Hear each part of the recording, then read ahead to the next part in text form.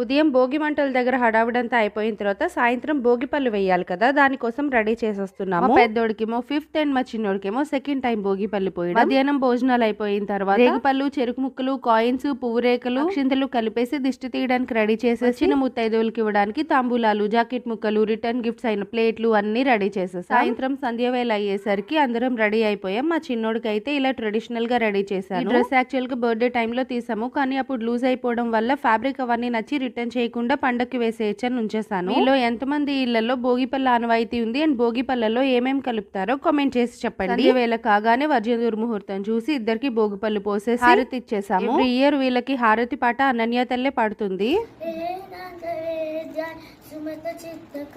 ఇలా భోగిపళ్ళు పోయడం వెనకాతల నాకు చిన్నప్పటి నుంచి తెలిసిన అర్థం ఏంటంటే చిన్నపిల్లలందరికీ దిష్టి పోతుంది. హారతి అయిపోయిన తర్వాత వచ్చిన ముత్తైదువులకి తాంబూలాలు ఇచ్చేసాము. ఈ రోజంతా బాగా గడిచిపోయింది. హ్యాపీ సంక్రాంతి.